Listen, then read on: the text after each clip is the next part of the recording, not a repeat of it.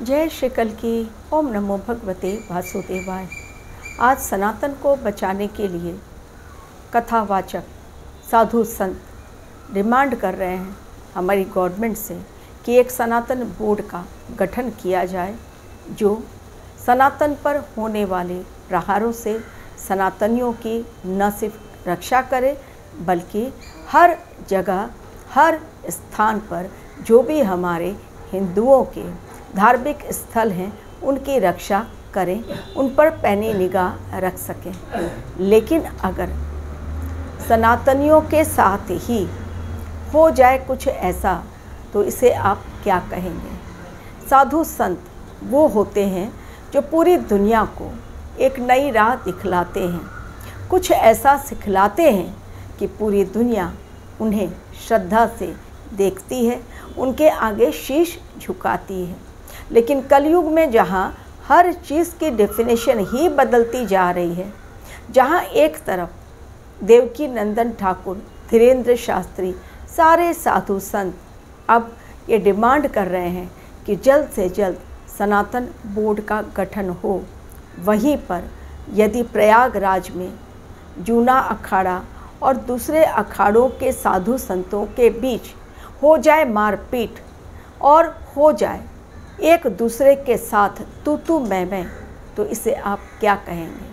क्या साधु संतों को ऐसा करना शोभा देता है? दरअसल ये मारपीट और तू मैं प्रयागराज में अखाड़ों के दो गुटों के बीच, साधु संतों के बीच इसलिए हुई क्योंकि कुंभ में भूमि आवंटन का मामला था, जिसे लेकर दोनों ही एक दूसरे पर भिड़ गए। मुक्कों से एक दूसरे पर प्रहार कर दिया गया। बड़ी मुश्किल से उन्हें शांत किया गया। और इसलिए क्योंकि भगवान कल्कि को पता है कि कलयुग में क्या होने वाला है, ऑलरेडी उनके सामने एक एक दृश्य उनको दिखा दिया गया है कि वास्तव में क्या होने वाला है। तो वो पूरी तरह से तैयार हैं परशुराम के द्वारा। तो जो उन्हें पूरी तरह से जब उन्हें तैयार कर दिया गया है, तब अब सवाल नहीं है किसी भी शंका का।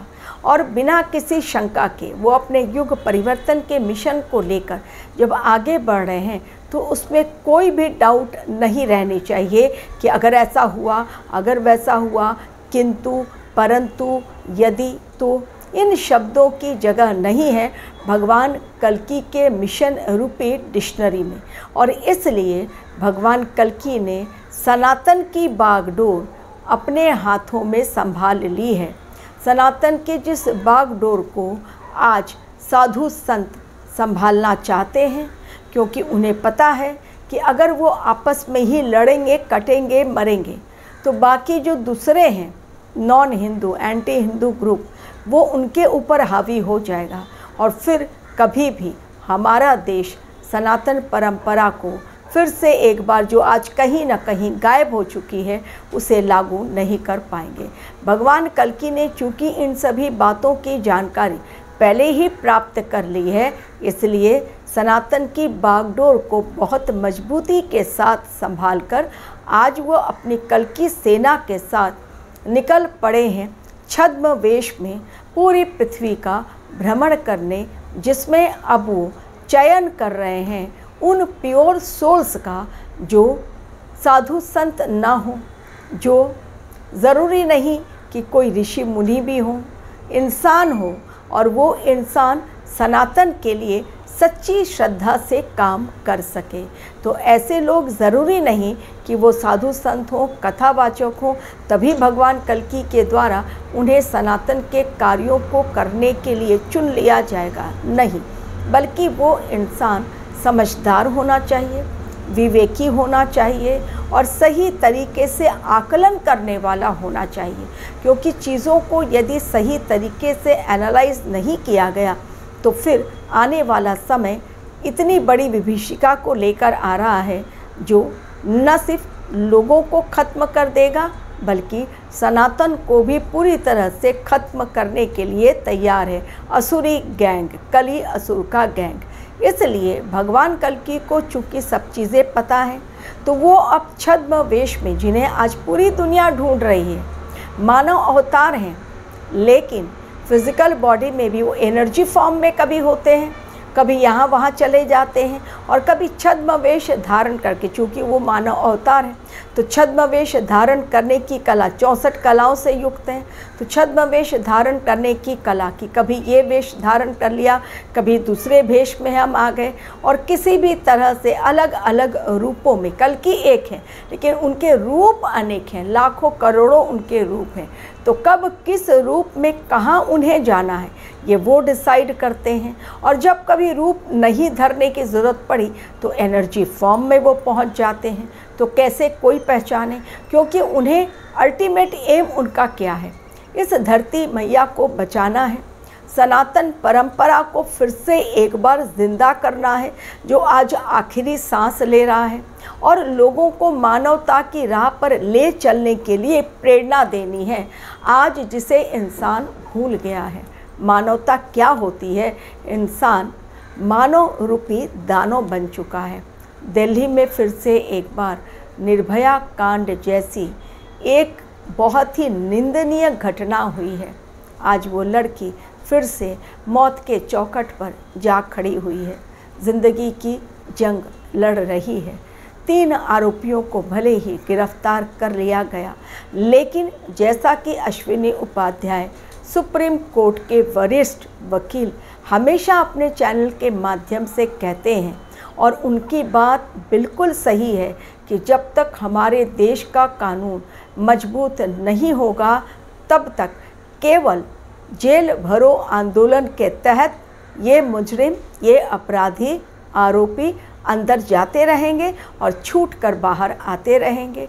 ये सारी कुकृत्य, ये सारी निंदनीय घटनाएं कभी भी रुकेंगी नहीं, चाहे वो रेप का मामला हो, चाहे वो मुकुट चोरी का मामला हो, चाहे वो स्कैम के घोटाले हो, चाहे कहीं पर क्राइम का कोई और नमूना, लेकिन साइबर क्राइम का कोई नमूना, लेकिन ये जो सारी घटनाएं हैं लगातार घटती रहेंगी, क्योंकि आज लोगों के मन में कानून का डर नहीं है। भले ही कानून की देवी की आंखों से पट्टी हटा ली गई, लेकिन जब तक कानून में बदलाव नहीं तब तक आरोपियों के मन में डर नहीं, और जब तक डर नहीं तब तक हमारा देश भी विश्व गुरु बनने लायक होगा ही नहीं, जिसे बनाने के लिए जब भगवान कल्कि आए हैं तो वो अपने मिशन को 100% सक्सेसफुल बनाएंगे, लेकिन अपने यूनिक पैटर्न के द्वारा।